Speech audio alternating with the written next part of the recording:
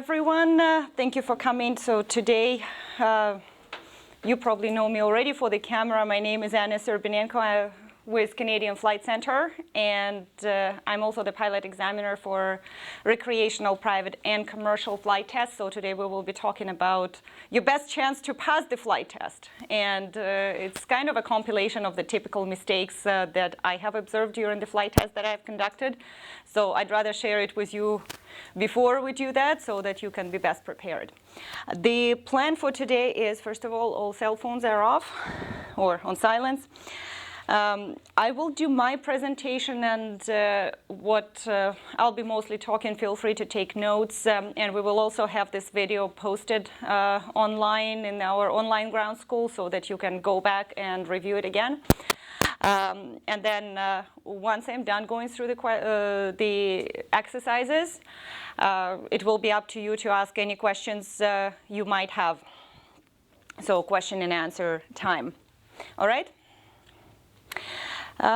So let's start with what would be the typical resources you would use for a flight test. You have a flight test in 2 weeks. What do you do? Flight test guide. Flight test guide. Right. So it's the Transport Canada Flight Test Guide. The session today covers all flight tests, PPL, CPL. RPP, they are not that frequent. I don't think there's anybody in this room, and it's just a simplified version of PPL. But we'll talk mostly about PPL and CPL today. Each of them has a separate flight test guide. Make sure you read it in details, not just glance over it. Oh yeah, okay, steep turn next. Read in details what's required. You can do a perfect steep turn. You don't look outside, it's a fail. Because it's not an instrument steep turn, right? So there's lots of details of that nature that are all in the flight test guide. I'm not inventing anything on my own. All I'm doing in the flight test, I'm observing what you do. I have the flight test guide in front of me or memorized, however. Compare the two and mark what I see. It's not my standard, it's Transport Canada standard. And it's known to you ahead of time. There are no surprises. What else? Our books. What books? From the ground up, probably, and the Speak up louder. From the ground up, one of them, and then flight test preparation book. Okay. From the ground up is mostly your written exam book, and it does help you with the overall knowledge, but this is a great book that I definitely recommend. It's not a CFC publication, but we have been recommending it to all our students. You have the ground portion, you have the air portion here, read in details. It has questions and it has answers. And because most of you are flying a 152, you have ready answers for the 152. So, flight test notes book. What else?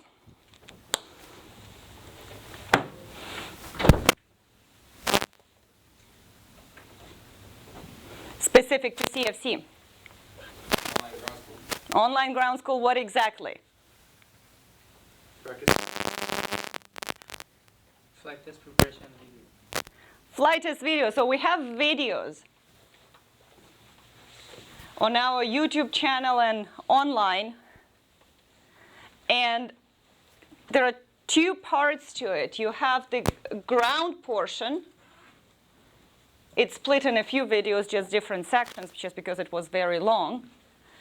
And you have the flight, fully filmed and explained. Follow it, do exactly as it's filmed. You'll pass your flight test. Really easy. You have all the tools. That's in the schools? This is in the online ground school, the flight training materials that we have at CFC. And you have the links to those videos they are uploaded on YouTube. Some of them are publicly available on YouTube, some are just for CFC students, but they are all there. You go on your flight training materials, you have the whole section on the flight test preparation.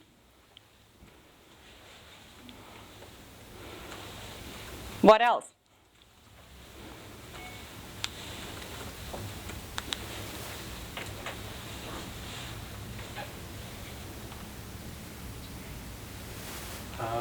Small book. Yeah, small book. It has all your flights, but it has a nice checklist. Basically, all I'm talking about today, or some of that, they have compiled years ago. How to nail the flight test. Gives you a hint. And it's like a 10-page checklist on what to do, what not to do on your flight test. Follow it. That's already a compilation of the typical mistakes on the flight test.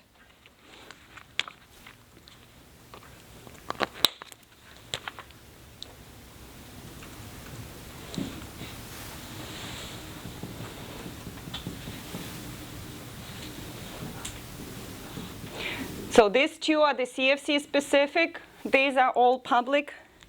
Use all the resources you have. Feel free to talk to anybody who just passed the flight test for any useful hints. Talk to your instructor and listen to them. Anything, all the resources you can, implement it. Flight test is not some unknown surprise. Everything should be known to you by the time you go to the flight test. So the excuse, I didn't know, nobody told me, doesn't work.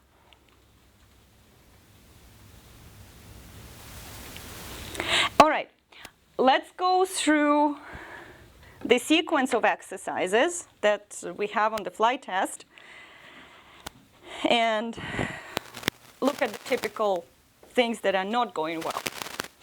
Let's start with the ground portion. The flight test guide. How early does it say you should be getting your assignment?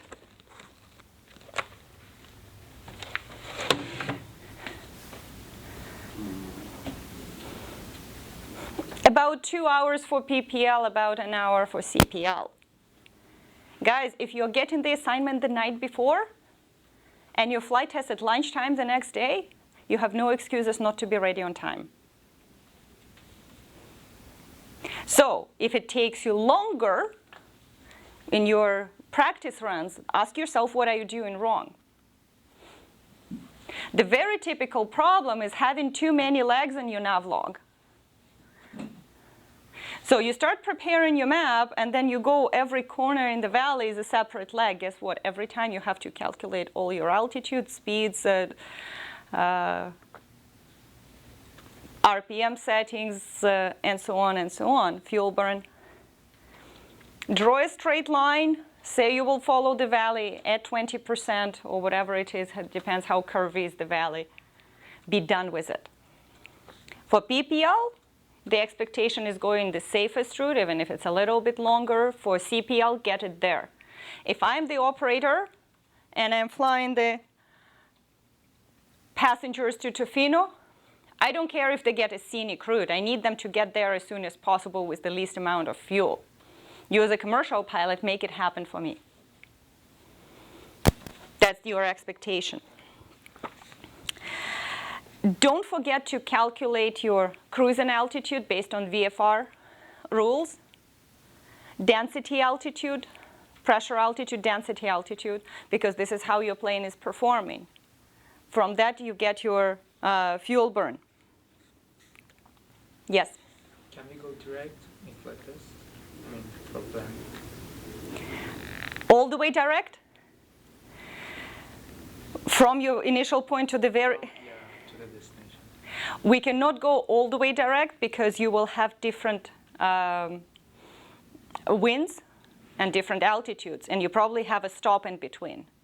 So you will have some legs. Just don't go crazy on the number of legs. Don't go every turn. But if it goes from east and then it goes north, don't make it a diagonal to cut short the whole trip. So it has to be something reasonable. Another typical thing on the ground portion, we typically start with a weather briefing. You need to be able to read the weather and not just have a rough idea.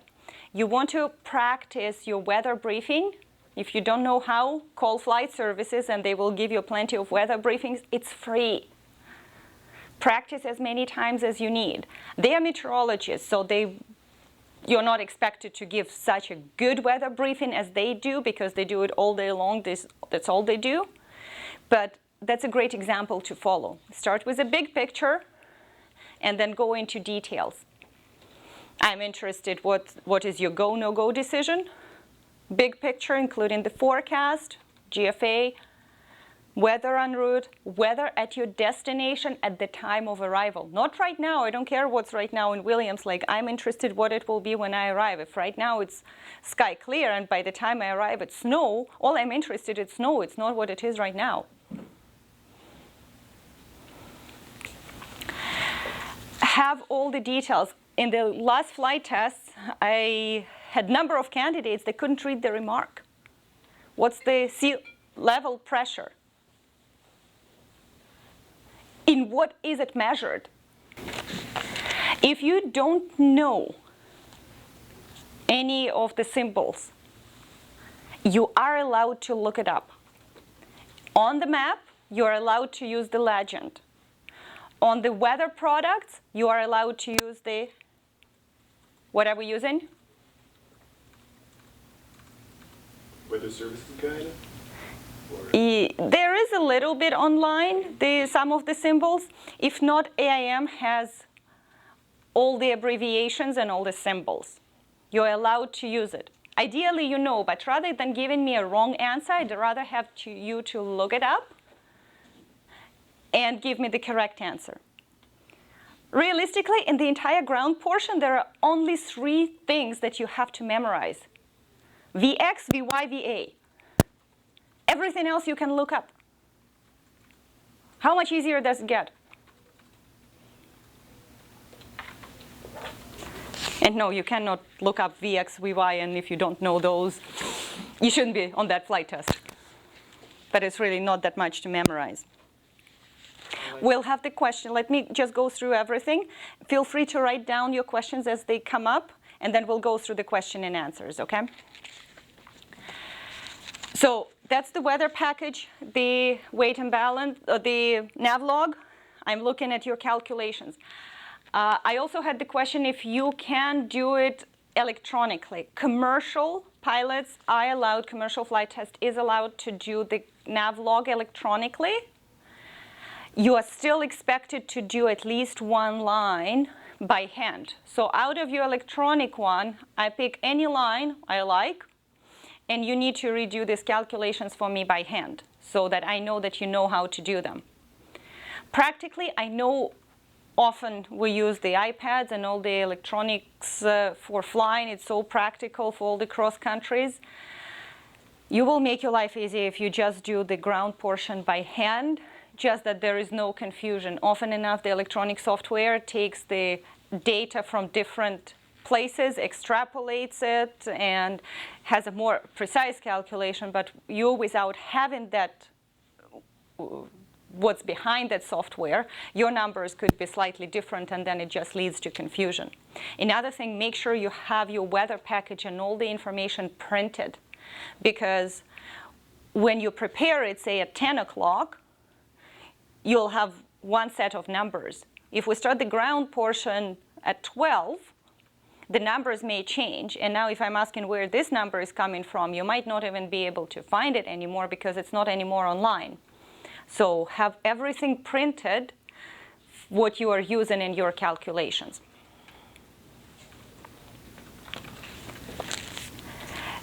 The weight and balance, the fuel calculation has to go by the POH. Not, oh yeah, I know the plane burns 6 gallons an hour, just because you have been using that much so far. It has to be backed up by what's in the POH.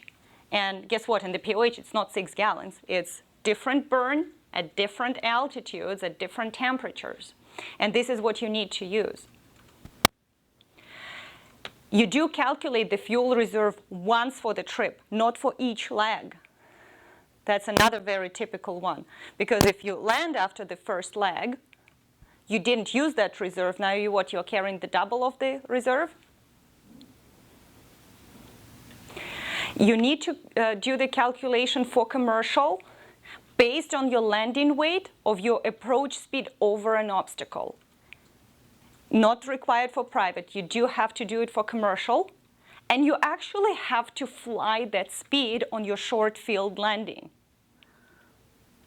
which is a pretty scary one because it's very low. So you better not be slower than that. Makes me nervous. And it's not good to make the examiner nervous. So calculate that speed based on your landing weight. Have it part of your performance calculations.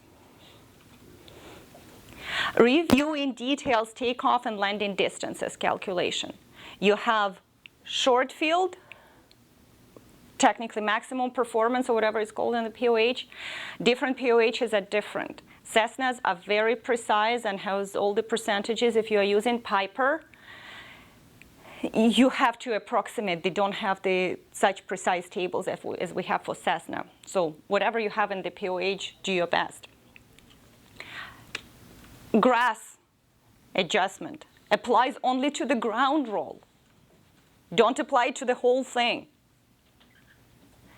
The wind correction applies to everything because it acts on the plane when we are on the ground and as we are climbing over an obstacle.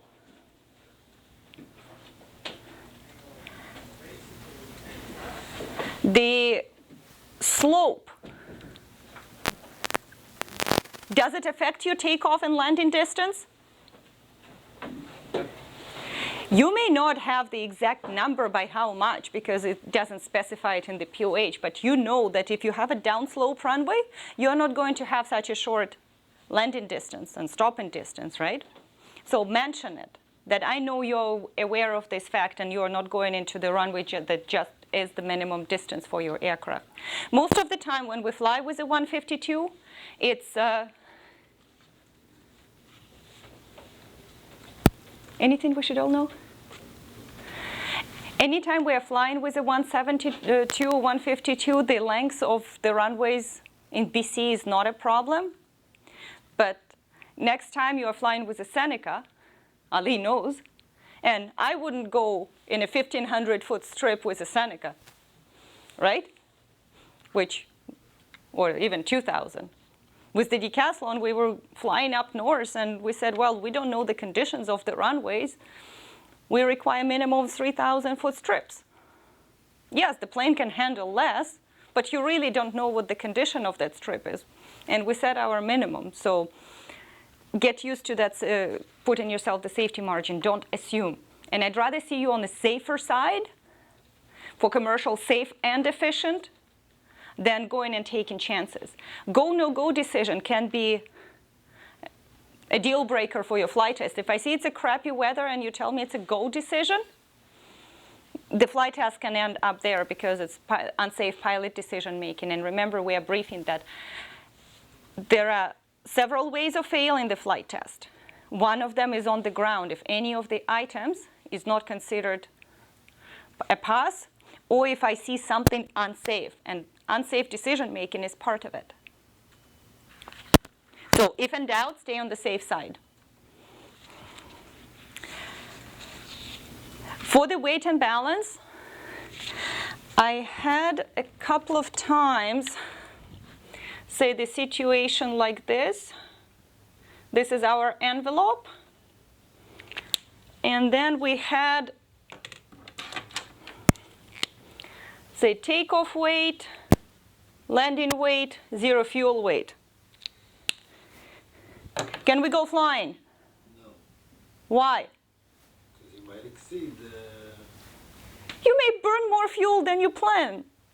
So basically, you get all the usable fuel is here, and you land with zero remaining usable fuel, because every fuel here is already unusable because it puts you outside of the envelope. Now, in theory, say if this is your takeoff, this is landing weight, and you still have plenty of legal reserve, maybe we could go if it's a short trip. But not if this is your planned landing weight and you have no reserve. So calculating the reserve is important. Calculating, what are you taking on a cross country? Survival kit. I want to see it in your weight and balance calculations because it does weigh something. Plan at least 10 pounds per person that you are carrying.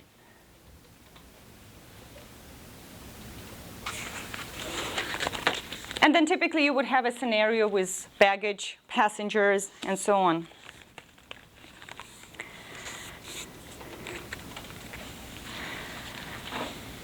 Effects of the forward and aft center of gravity, it's pretty straightforward. It's all in the book.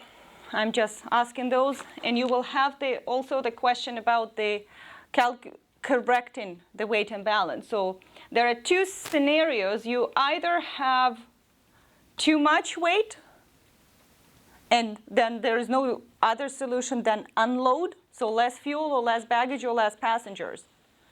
Or you are outside of the center of gravity, either forward or aft. In this case, I often hear, oh, I'm going to unload. Unload is not necessarily a solution, because if you are here, you unload and you are still outside the envelope. You need to move something or even add something. So if you are somewhere here, you do have the capacity to add more. If that more shifts your center of gravity backwards, so add more into the baggage compartment, you end up with more weight, but it also brings you within the envelope. That is a possibility for the correction. Documents. You need to list the documents, and you need to know the validity of each document. Certificate of airworthiness seems to be the trickiest. You don't have the expiry date on it. So you need to check that all the conditions were fulfilled. Maintenance, hours, and calendar items. Snags, no defects, or that they have been deferred. Operating within limits, this is something I rarely hear. No, we don't have always the chance to verify that. How do we know the previous guy didn't go past the VNE or over-G'd the plane? But if that happened, that does invalidate the certificate of airworthiness. And obviously the plane still has to exist for the airworthiness certificate to be valid. But you need to know those conditions. Don't tell me that it has to be the same operator, because it doesn't. That's the certificate of registration. And one is not connected to the other. The operator has to be correct on the certificate of registration and on the insurance. For PPL and CPL, you need to know the conditions of the maintenance release to check the hours, check the calendar items. For commercial, you also need to know the operator's conditions. So if in PPL we just go by cars for the private pilot, in CPL the assumption is you're flying with some charter operation, airline operation. In this case right now, the operation that you know is the flight school operation. So you need to know what are the conditions for the release with the flight school. Meaning you have to have the type checkout, you need to have the currency requirement. And the currency requirement with the school in our case is 60 or 90 days, depending on how many total hours the pilot has. It's not 5 takeoffs and landings in 6 months like Transport Canada requires for carrying passengers. Those are different things. So you need to know the conditions of the operator. Okay?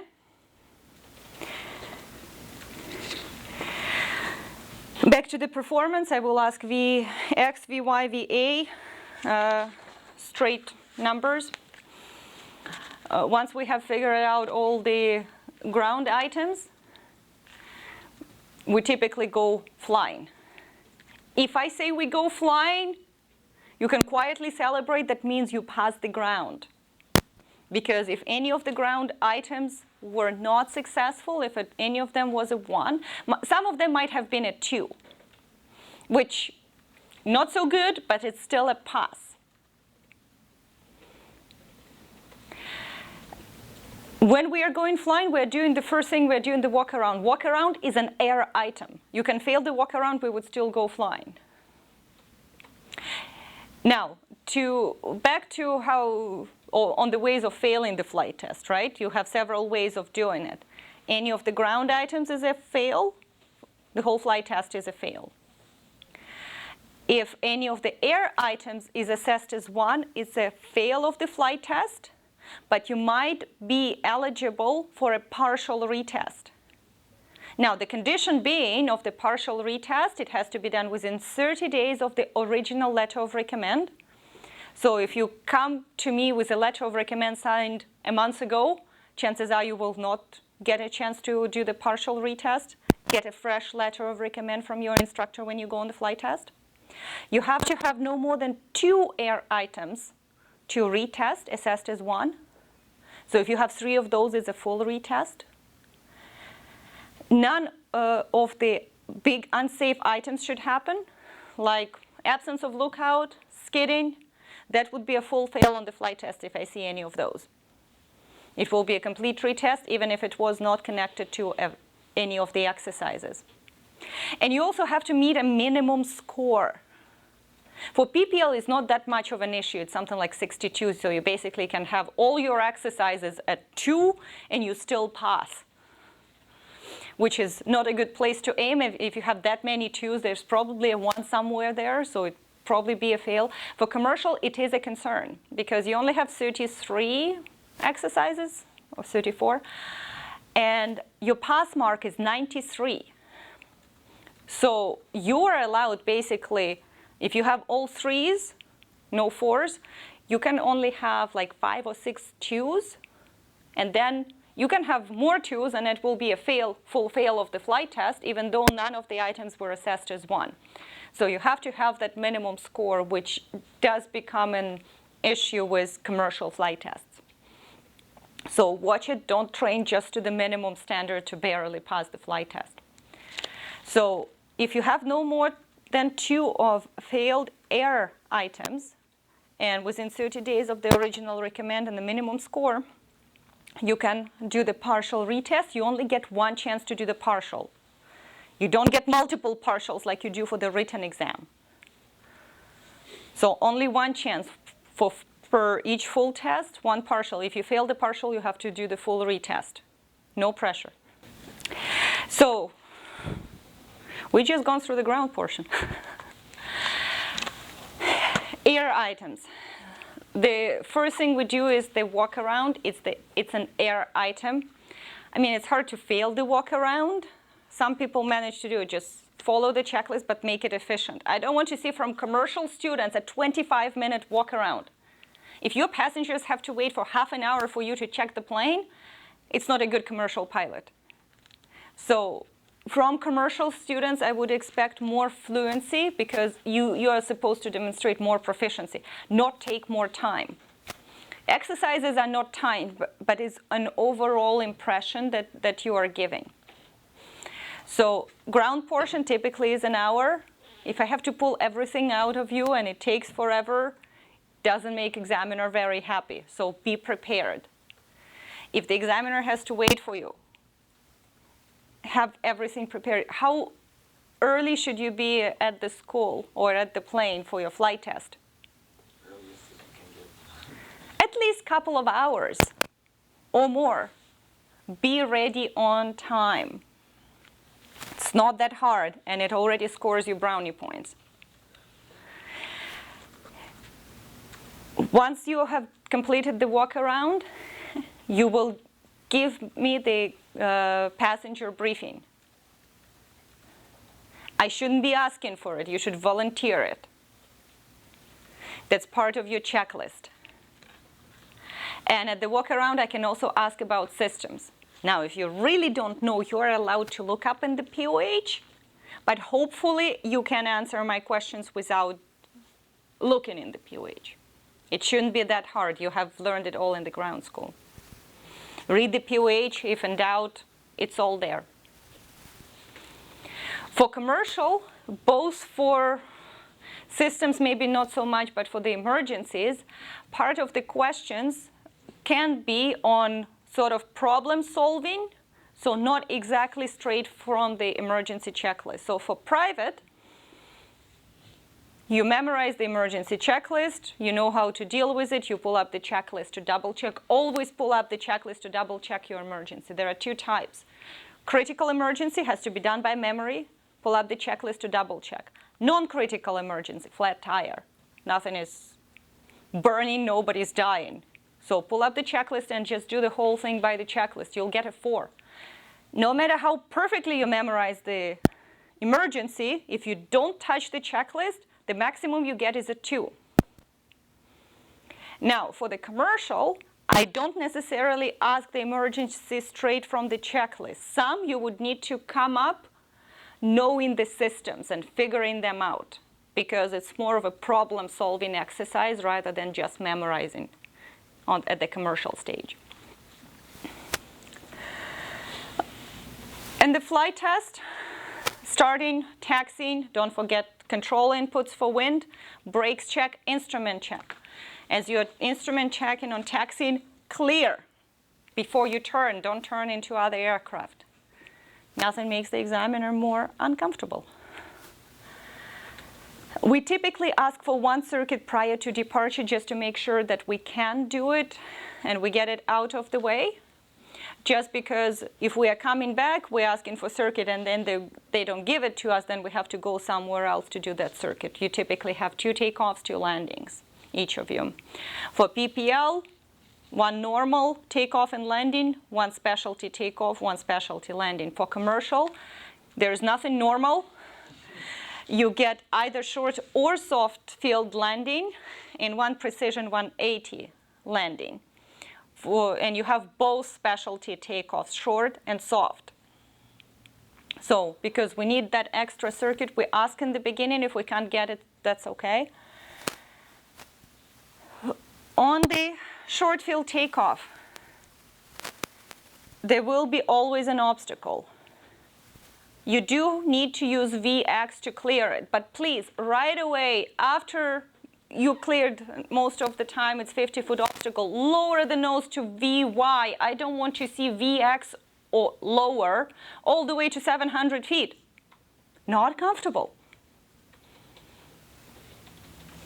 So clear the obstacle at 50 feet, lower the nose to VY, 200 feet, check the safe airspeed, retract flaps. Don't retract flaps at UR at VX, not safe. Those are all the things that they are small, but they're killing the exercise and possibly killing your flight test. Circuit is typically straightforward. Soft field landing, you need to land in the first third of the runway. Short field and normal, you need to let me know where you will touch down. And then you have specific tolerances that are on the flight test guide, depending if it's PPL or CPL. Short field and normal, extremely easy. If you're coming too short, add power and stay as long as you need to make your touchdown point. If you are too far, put flaps and forward slip if you need to. Forward slip, not forward skid. Touchdown, I'd rather see you touch down a little bit further, but safe and dissipating the speed in the ground effect, than doing it right on the spot at high speed. Even if the plane didn't bounce, it's still an unsafe landing at high speed. It's much more forgiving, and so is Transport Canada too, of the same opinion. Hold it until the plane dissipates the energy. It's the aiming point, not necessarily the touchdown point, but you make a safe landing a little bit further than making unsafe right on the spot where you said you would touch down. Soft field needs to be a really soft touchdown. I've seen soft field with extremely hard touchdown, doesn't qualify. Normal is normal, not much there. Don't apply crazy braking. Slow the plane down. We are simulating short field. I don't need flat spots on the tires just to prove that you can apply brakes. I know you can. Takeoff, again, normal, straightforward, short and soft we talked about. If we're doing a circuit first, make sure you write down the second takeoff time, because that's the beginning of your navigation. And this is where you give me the initial ETA. Give me the initial ETA. Don't keep it a secret. So you don't have to do it right away as you took off. You have to take care of your post-takeoff checks. But then once you are climbing, give me your original ETA. Not much on departure. Don't bust airspace. Do your cruise checks. From the set heading point, set your heading and actually fly it. Don't go other directions. Don't go visual just because you know the area. You have to fly whatever you have in your nav log. And then if you're drifting and 5 minutes later you say, okay, I drifted, this is my track, I'm away but by 3 degrees, 5 degrees, I will make a 10-degree correction to the left, the double angle, whichever one you want to use, and I will go back on track. Don't just visually. You can actually do for PPL the visual correction after you drifted. For CPL, it has to be calculated. But either way, follow your nav log first, and then show me that you can do it, that you can recognize it and correct, instead of just knowing the area. Because the next time you're flying in Saskatchewan, and you don't know if you drifted or not because you don't know the landmarks. So I need you to demonstrate that you're using the nav log. For commercial, extremely, extremely important, you have to maintain en route log. This is not negotiable. If you don't do it, it's a fail.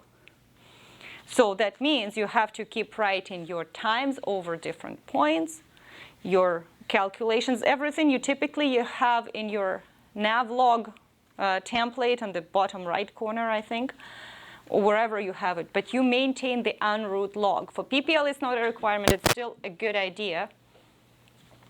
So when you are flying, for sure, for everybody, you must write down the time over the set heading point. Maintain en route log. You want to score extra points? Do the true airspeed check. Everybody remembers how to do it?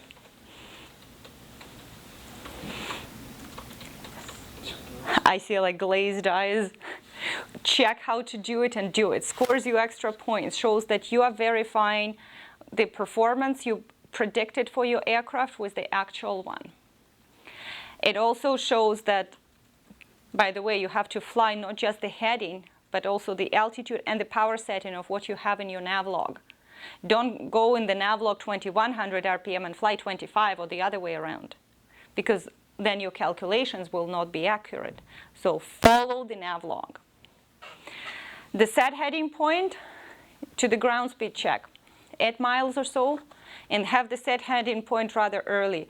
Not that much an issue here. I have seen it mostly in Kamloops. But please don't make me fly like the 45 minutes to assess just one exercise of your navigation. I'm not interested. You can do it right outside the airport, the set heading point. Your ground speed check is 8 or 10 miles later, done. If you can do it or you cannot do it, I have enough time to assess that. I don't need an hour trip to do that. Next, after the cross-country, the navigation portion, we typically do instruments. For PPL, really easy, straight and level on a 6-pack for 2 minutes, 180, rate 1, maintaining altitude, and then another 2 minutes on a straight and level flight. For commercial, it's a little bit more complicated. We are doing climbs, descents, turns, specific speeds, specific climb and descent rates on full panel. Typically not a problem because you have quite a bit of instrument time by that moment. The next thing we are doing is a partial panel, straight and level or so. And then we are doing time turns on the partial panel. That's the hardest part because the compass is confusing you. Do lots of practice, calculation, and which direction to go. Number of times I have seen people rolling out close enough to their heading where they should be, and then making correction the wrong way. guess what? I have to assess the final result, right? You have a tolerance of about 15 degrees. You're allowed to go twice, up to twice, and still pass the exercise. So overall, when you have any tolerances in the flight test guide, and you know the 4-point marking scale, if you're within those tolerances, you get a 3 or a 4. Depends how good and stable everything else is. Say you are doing a steep turn and you have the altitude allowance for plus or minus 100 feet. If you're keeping within those limits, it's a 3 or a 4. If you're going plus 150 feet, but you are recognizing and correcting it, not me saying anything, because if I'm interfering, that's game over. But if you recognized it and corrected, yes, you went outside the tolerance, it's still a 2. So it's still a pass. So don't get bent out of shape if you know you made a mistake. Carry on with it. What's happening very frequently, the person thinks they failed the flight test because they failed one exercise, which in fact they did not fail, but they keep thinking about it, and then they fail in the next one and the next one. And they're giving up on the flight test, whereas that first exercise in the first place was not a fail. So don't start doing my job. I hang on to it, evaluating you. You do your job of flying until the very end. And unless I say the flight test is over, the flight test is not over. So if you're going, say, 1.5 times the tolerance and you correct 150 feet in a steep turn and you're correcting it, it will still be a pass, provided everything else is okay. But if you do not correct, or you're going twice the tolerance, so you're going 200 feet, 250 feet, whatever, then it's a 1 on that exercise. So watch the tolerances, you know what's expected of you, and you kind of get an idea. Don't get all frustrated if you just went outside the tolerances and corrected it. Chances are it's still okay. Just focus on your next exercise. So back to the time turns, your tolerance is 15 degrees, and say you rolled out 20 degrees away. I'd rather you stay there than making a correction the wrong way and being 50 degrees out. But you're allowed 1 correction without having any penalty. So you can still get a 3 or even a 4, probably a 3. If you're doing your time turn, you roll out even on a completely wrong heading, but then you are making 1 correction and you are getting back to your heading. You're allowed 1 correction. Make it count in the timed turns. Then we do a navigation for commercial. You can use NDB, which ADFs we don't have in our planes right now in the single engine. It's more of an old technology. Or VOR or GPS. Your choice. The easiest exercise, pick your favorite. And you do it on the full panel. Most of the time when you practiced for it, it's easy. What's hard is multitasking. The most frequent mistake I'm seeing while you're setting up your radial, the plane is going somewhere else, independently from the pilot. So you have to keep flying the plane as you are setting up your navigation. It's not either or. It's not if you're doing navigation, you can forget flying. So you keep the plane straight and level at the latest assigned altitude and heading. And as you are doing this, you're setting up the nav. Don't stop flying the plane. Always keep flying. Don't let it drift. It's extremely important. This is the most frequent one. Because if you prepare it how to do the VOR, you know how to do the VOR. To know which radial, intercept, track, easy. But keep flying the plane as you are setting it up. At the end of the instrument exercises, we do unusual attitudes. I prefer to do it at the end after the nav, just because you can have the heading indicator going funny after that. And you don't want that as you're doing the nav later. So we'll do unusual attitudes on instrument, partial panel for commercial, full panel for private. And that completes the instrument exercises. Then goes the upper air work. I typically give you a moment to orient yourself once you take the hood off. Look where you are, get your bearings straight, go high. I tell you, okay, whenever you are ready. And I have students, okay, I'm ready. And the person is at 2,000 feet. It's like, okay, we can do the steep turn. Like, okay, slow flight next. Guess what? I'm ready. And then the stall, I am ready. At 2,000 feet, we have the hills 500 feet below. So guess what? Do you have the clearance, legal clearance required in Canada of 2,000 feet to recover above ground? No. Guess what the mark will be for this exercise? 1. I don't care if you showed me a perfect slow flight or a perfect stall. If I see the stall recover at 1,000 feet AGL, it's not going to be a successful one. The best thing, go high. There's less traffic, higher altitudes in the practice area, obviously ceiling permitted. So when I say whenever you are ready, that's your time to set up for the upper air work. You can climb, you're allowed to climb. You can do your hull check. I can, for next exercises, say, okay, hull check is still valid, but you still need to bring it up. If you go straight in your stall without doing the hull check, you can have a perfect stall. It still will be a fail. If you're doing a steep turn and you're not checking if the traffic is clear, it will be a fail. The lookout is so important that you miss any of that. You're doing a steep turn on instruments.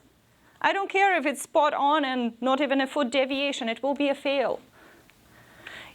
I'm looking for safety.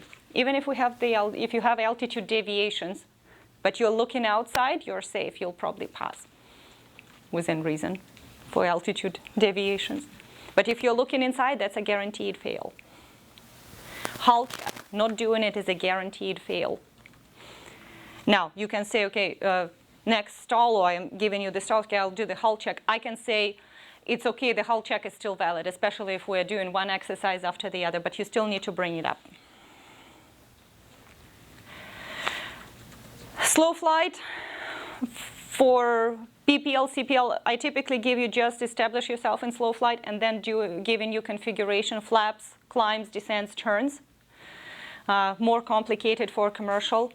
PPL will have power off, stall, and then power on. CPL will only have power on and out of some configuration, could be climbing turn, descending turn, or whatever situation that might be, not just the straight and level. For PPL, just to make your life more complicated, I can ask for any power setting on your stall.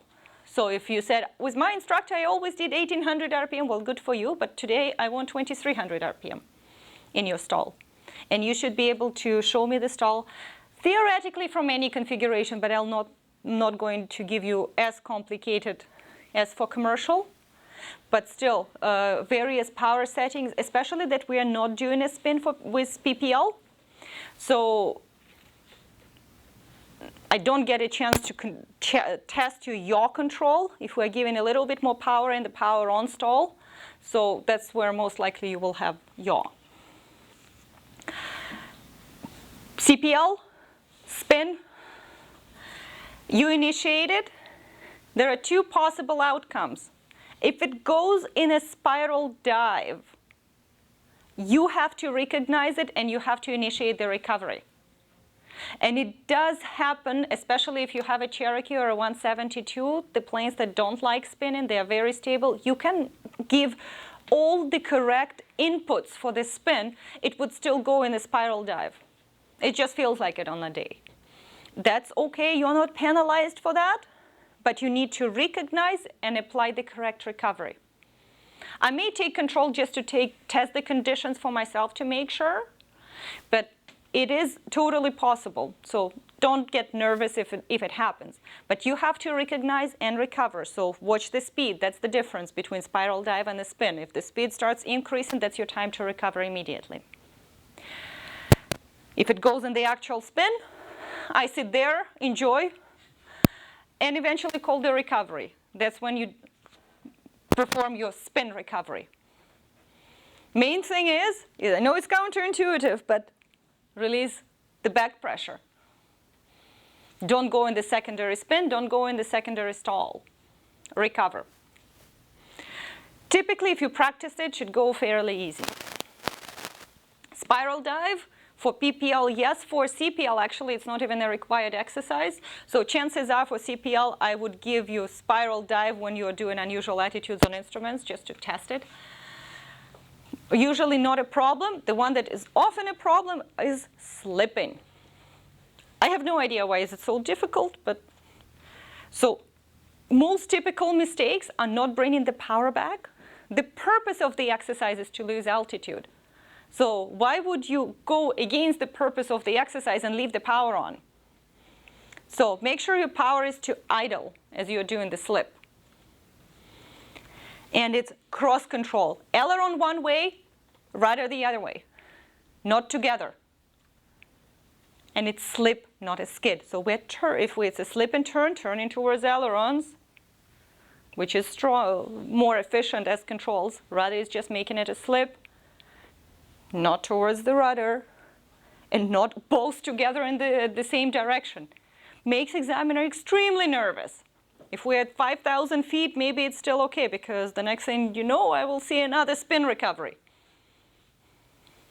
But if you're doing a forward skid instead of a forward slip on the forced approach, expect not a good outcome of the flight test.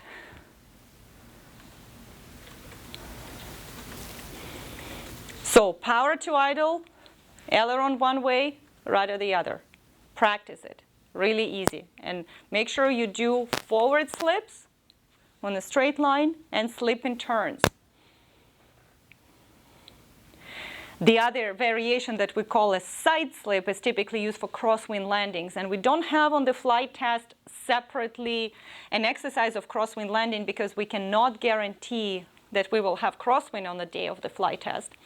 But given the opportunity, we will always try to get a crosswind takeoff and or crosswind landing, traffic permitting, weather permitting, to assess any of the takeoffs and landings on the flight test. After we have completed the upper air work, forced approach, really simulated forced approach.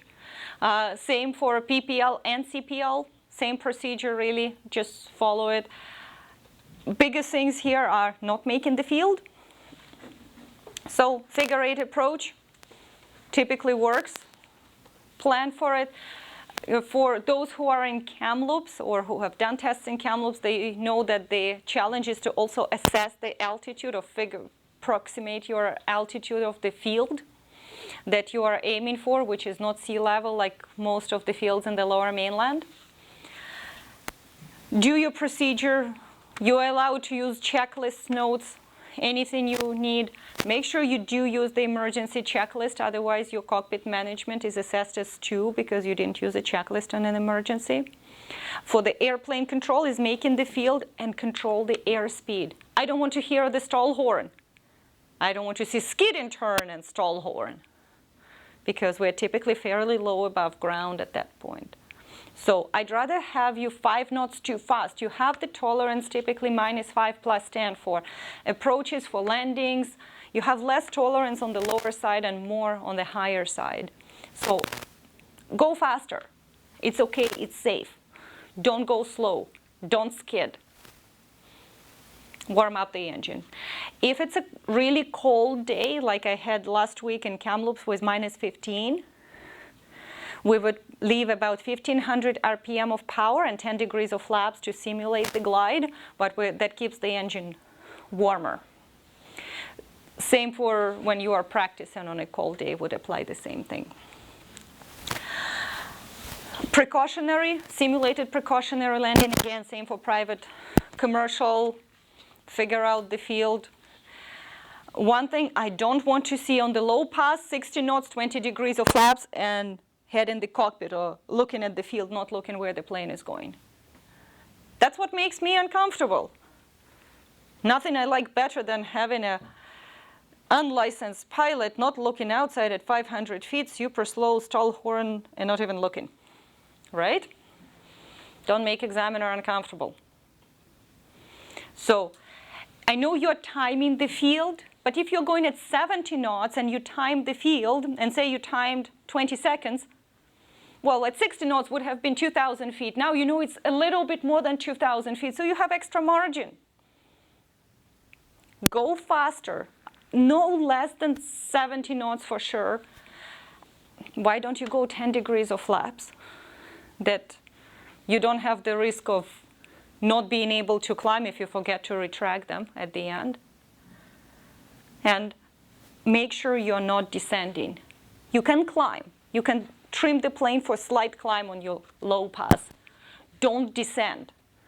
Again, that would be a fail of the exercise. The idea is if you're paying attention to the field and then you're descending, you would descend into an obstacle, possibly, because you are doing a low pass. We're simulating all these exercises, say low pass at 500 feet. We're doing beach landing. I'm doing the low pass at 5 feet because I need to see if those are algae or logs. I can't see it from the 500 feet, right? So if I was descending at that time, I would land into the ocean. If I'm slightly climbing, so what? After that, typically we do a diversion on the way back. For PPL, 500 AGL. For CPL, for PPL, 1000 AGL. For CPL, 500 AGL. And for PPL, you're allowed to use pilotage, headings and timings, or headings and timings, which is dead reckoning, or pilotage following the landmark. So you can say, I follow the river or follow the highway. For CPL, it's dead reckoning only, headings and timings only. So you can't say I'm following the the river or the landmark or the highway. If you have to, say, climb for Langley airspace, you tried, you requested your altitude, they told you to climb anyways, well, then you will climb. But try to do your diversion at the specified altitude. Don't bust the airspace, do your calculations, give me the ETA, do the halfway checkpoints, revised ETA. Don't forget to advise FSS and brief your passengers.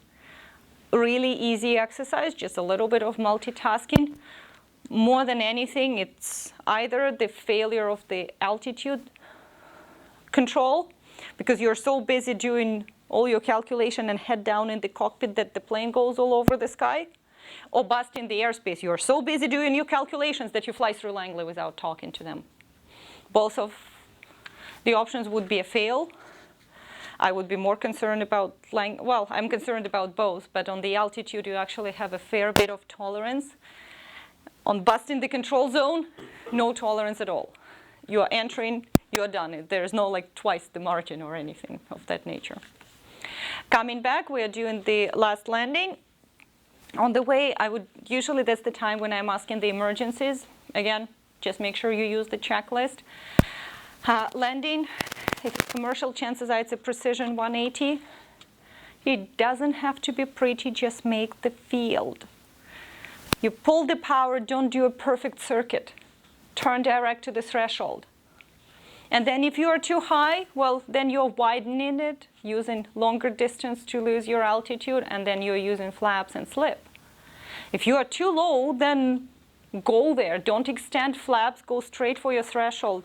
Let me know where you will touch down. You don't have to let me know like 10 miles before. You can do it after you pull the power and figure out what's the glide ratio today, because in different wind conditions you will have it different. You have close to zero tolerance before your touchdown point. You have plenty after. The flight test guide calls for -50 plus 400, which means going twice that, it's 800. So you can touch down 800 feet after your specified touchdown point and still pass. So don't try to aim for that point. It's okay if you're aiming a little bit further, and then you will bring it closer by extending flaps later or something. Or even touch down 400 feet later. I don't care, it will be a pass. It will have to be a safe touchdown, not planting the plane on the ground. And has to be a safe approach speed. Don't go in too slow. That's very tempting to, if you see you're too low, you start applying back pressure on the control column, doesn't help. Tried. You cannot cheat with an engine warm-up at 100 feet AGL. The last engine warm-up you can have is at 500. So if you pull the power at 800 or 1,000 feet on the downwind, and again, ideally, I had this question so many times, this is your touchdown point. Ideally, you pull the power back and beam the touchdown point, and this is why it's called the 180. Now, if I have 3 planes over there on the circuit, I just continue my circuit and I maintain the circuit altitude at 800 until traffic permitting, I can pull the power back because you don't want to cut another 3 planes and just go straight for the threshold. So you can pull the power back later if you need to do it for traffic. And you can have one engine warm-up. It has to be above 500 feet, not at 100. After that, taxiing, don't relax too much. You still have to do a safe taxiing and a safe shutdown. You still have until you have shut down the plane and safely secured it, the flight test is on. Follow the checklist, shutdown checklist. Communicate with the tower. Now, all the communication is yours and it's being evaluated. Commercial also have to let me know about the radio com failure procedures. It's part of their radio communication. In the practice area, if it's very busy, I can help you with traffic reports as you are doing the exercises, and I'm taking over the radio while you're doing instrument exercises. So if I'm helping you with, typically if I'm interfering for safety reasons, that would be not a good sign for your flight test. But if I'm helping you with safety reports or traffic reports in the practice area because it's so busy, commercial I would expect that you can do it. But for private it can be overwhelming and I can help with it, that would be okay. As we are transitioning through different control zones, it's totally up to you. Arrivals, departures is totally up to you. You are being evaluated on the radio procedures. Now, if you read back a number wrong on the squawk code and they corrected you, it's okay. If you're entering the airspace without clearance, it would not be okay. So those are kind of things that I evaluated all throughout the flight. Then we come back, secure the plane, do the books, debrief, you know your outcome, and it depends if you are having a party that day. So that's kind of the short version. Questions now? Yes. Just please speak up that we can hear the question. On the divert, what's the likelihood of being permitted to enter, say, Langley or Pitt at that 500 feet AGL? And should we maybe plan to not go through the airspace on the divert? I mean, that's not possible, right? On the diversion, yesterday, for example, we had a flight test, and typically 1,000 foot is their circuit altitude in Langley. But the runway was snow covered, there was no traffic, and they permitted us to go through at that altitude. If they're busy, they will tell you not below 1,500, and at that time we'll just climb at 1,500 and continue the diversion. Yes? In the Navlog for the commercial, you said you can do it with computer stuff like that. Was it meant about the CX3 as well? Or CX3 is considered to be manual? CX2, CX3, all the flight calculators are permitted on the ground portion, PPL and CPL. They are permitted on your navigation in flight. Nothing is permitted on your diversion. It's only pen and paper, map and pencil. So on the commercial ground portion, you can have your full navlog done by ForeFlight, SkyVector, whatever you are using. But one of the lines, I will ask you to do the calculations, which you can use a calculator, but not the software. So you need to know how one number comes from the other, but you can use a calculator to do the actual math. Yes? For the time turn, when you're doing your turn and then you what is allowed for you to be able to check to see if you need to do a correction? Is it the magnetic compass that you're allowed to look? Because you're under the hood at that point, right? Yes, you're allowed to look at the magnetic compass because this is finally what tells you if you are on the correct heading. And if you're not, then you can do the correction. Don't forget to ask if it's clear. You don't ask if it's clear, it's same as not doing the hull check on your visual exercises. Always ask clear before turning, before making correction, before time turns, and before turning on your navigation. Basically, any instrument turns, or even if it's a correction on instruments that needs you to turn a little bit, better safe than sorry, ask if it's clear.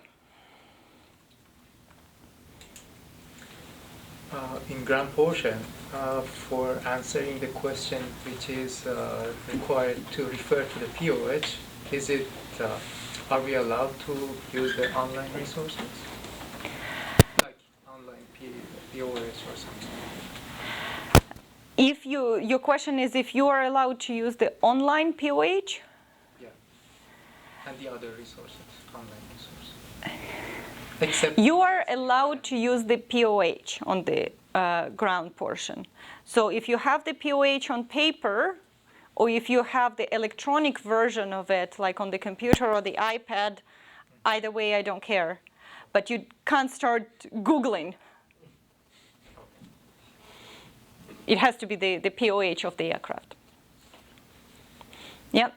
Actually, when it comes to like using electronic devices, say like CFS, like having a 4-flash subscription or whatever you're using, like CFS is always updated. Is it allowed to be used on the ground portion, or does it have to be actual book? Read the flight test guide. Okay. And it specifically says that all the publications have to be up to date. No variation, no questions there. So your maps, your CFS has to be up to date. Maps have to be on paper. It does not say that the CFS has to be on paper. So if you have the up-to-date CFS in your 4-flight subscription, that would be acceptable. But not the maps. You cannot replace maps with 4-flight. You have the actual current paper map. Okay. And for your CFS, I would still ask the question, what do you do when your battery dies in flight? And you need to look up what is the runway length at the destination airport where you're diverting because of the weather. Because typically everything comes together, right, in flight. Yeah. How updated does the map? Updated. I mean, it has to be the last version or Yes. the current version? Yes. You've got to know when they're not valid anymore as well. I would ask that. So you need to know how to prove to me that your map is current, because CFS does have the expiry date. The map does not say what is the expiry date. So you go on NAV Canada website, and they have the list of publications. So they don't show the expiration date. They have the estimated next publication, but they do have the current version. So if they say the current Vancouver VNC is June 2018, and you have June 2017, you have an outdated version. The page is called VFR chart listing. Yep. If it says February 2019, it's valid for the whole month of February. That's the case with Calgary, actually. It says that the next edition will be on February 2019. So No, we are, it says what is the current publication. I believe it also says when is the next one coming. Yeah, but if that one came out, it would be as current. So whatever it says it is current, Okay. that's the one you need to have. If it says estimated, but it's not out yet, that means they haven't put it out. Okay. And when they do it in the months, it's kind of random. Okay. Yeah. POH again, just to clarify, I was reading somewhere that says there has to be signed POH for you to be able to use it. So the online is kind of not signed if it's just you find it online.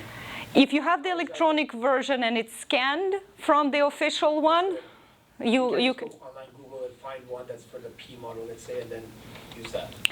You can't just find a random one online because it has to be of the aircraft that you are flying. For example, we have in our, say we have Tillard. It's a TAE, it's a P model of a 172, but it has a Tillard conversion and it has a specific GPS. Or we have 152s with MOGAS STC. If you just go with a generic one, they would not have modifications, they would not have STCs. So the official ones is what comes with the plane, and any copies of that are specific to the aircraft you're flying, not a generic aircraft. Because say with the engine modifications, the speeds are changing, the weights are changing. And I will ask you where the weights are coming from, so you need to know the weight and balance report. Typically not a problem. Deferred defects, something that people often not checking. That's on the front page, and they have to be deferred. Yeah. For the cruise performances, in that case, if you really had to use a POH, does that change or not? It does not change, right, when you're doing calculations? What do you mean does not change? Like when you're doing preparing an ablog and you use a different POH for a different... Well, if you're using different POH, the numbers would be different. Because if the plane had an engine modification, the performance, it would modify the performance. So you have to use the one from that plane. That includes everything that is on that plane. Even like putting on and off the wheel pans changes your cruise speed by 2 knots. Right. And that affects your fuel burn, and that affects how far you can go on, you know. So are we allowed to like copy pages from the original POH to take with us so we can do like for the Navlog and stuff like that? Because if I need it for a certain plane, which I know I'm going to take for the flight test, and I want to be as accurate as I can. So For our planes, you have it in the online training materials. So for our specific ones, if somebody is coming, say, with their private plane, that's the one they should need to be using. For ours, you have them either on paper, if you prefer paper, or you have them online in in aircraft type checkouts, where you have all the POHs.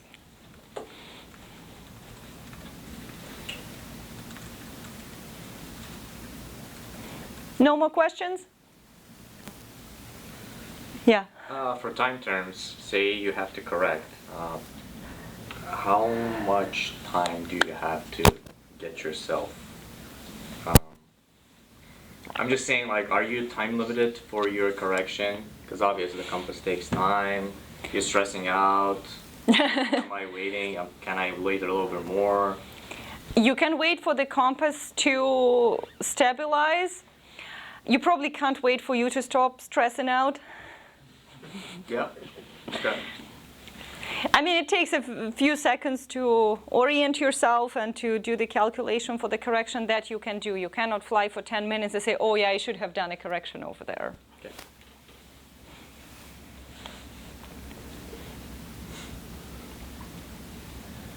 Yeah. So on a flight test, if you're asked, would you like GPS or VOR, what would be some of the GPS stuff that might be kind of questions? Read the flight test guide. It has a few. So basically, determine your position relative to a GPS waypoint, and intercept and track inbound or outbound to a GPS waypoint. Kind of similar to the VOR. It has to be in terminal mode. It says that. The GPS has to be in terminal mode, yeah, but typically it's by default here anyways. Basically the idea that your waypoint is fairly close and not in Calgary.